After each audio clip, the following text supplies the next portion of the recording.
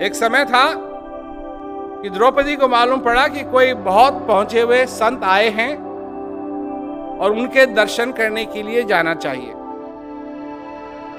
तो द्रौपदी तैयार हुई और गई, और जो संत आए हुए थे वो और कोई नहीं थे, वो थे वेद व्यास जी। तो वो वेद व्यास जी के पास गई, कहा महाराज मुझे आप बताइए मेरा भविष्य क्या है। तो वेद व्यास जी हंसते हैं, उससे कहते हैं मेरे को मालूम है तेरा भविष्य क्या है। तेरी वजह से करोड़ों लोग मरेंगे, तेरी वजह से खून की नदियां बहेंगी।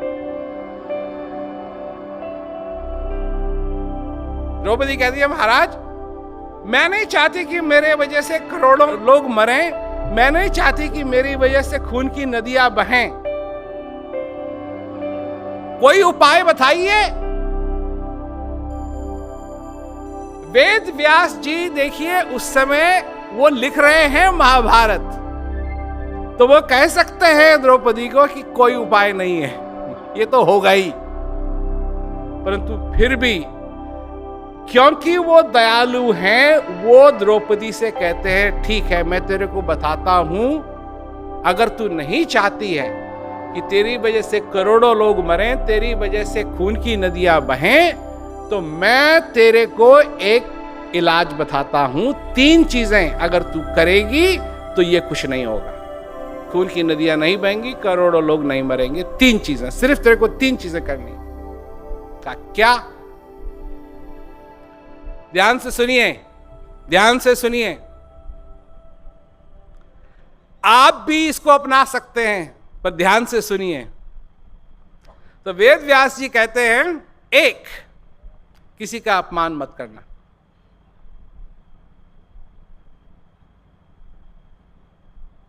किसी का अपमान मत करना। और अगर कोई तेरा अपमान करे तो गुस्सा मत होना। सुन रहे हो ना भाई बात? 1, किसी का अपमान नहीं करना। दूसरा, अगर कोई तुम्हारा अपमान करे तो गुस्सा मत होना।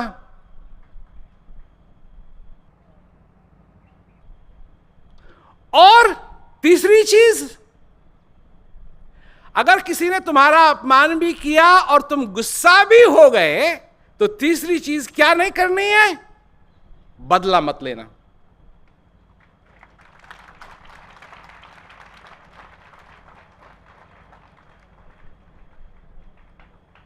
ये 3 चीज अगर तू करेगी द्रौपदी, तो तेरे कारण कोई नहीं मरेगा, तेरे कारण कोई खून की नदियां नहीं बहेंगी।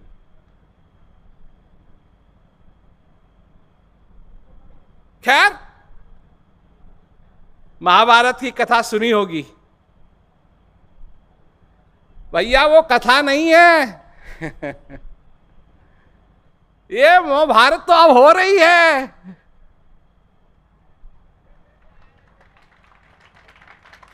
वो कोई कहानी नहीं है, ये तो यहां हो रही है।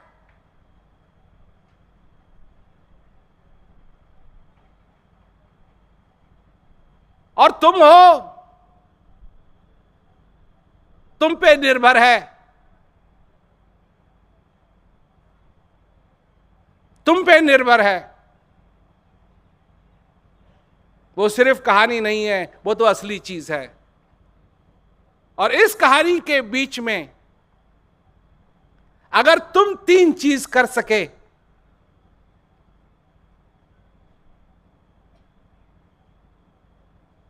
किसी का अपमान न करो, कोई तुम्हारा अपमान करे तो गुस्सा मत हो, और अगर गुस्सा हो भी जाओ तो बदला मत लो। अगर ये 3 काम तुम कर सके तो ये दूसरी महाभारत बनेगी, जिसमें लड़ाई नहीं है, सिर्फ ज्ञान है, जिसमें आनंद है, जिसमें सब लोग मिल के रहते हैं।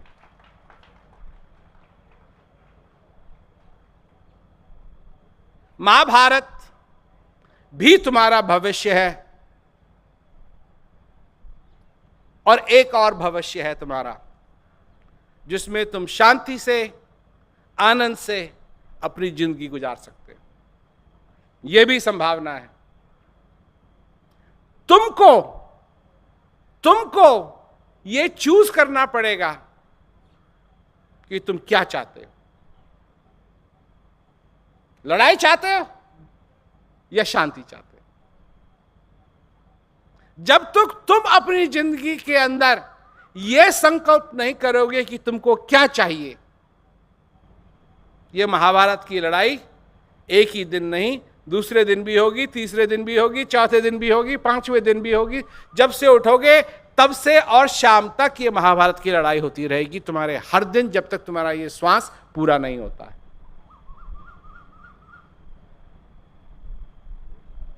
3 चीजें। पर ये वही कर सकता है, ये वही कर सकता है जिसकी बुझाऊ में नहीं, जो अपने आत्म बल को समझता है। एक बल ये है, एक बल ये है और एक बल अंदर का है।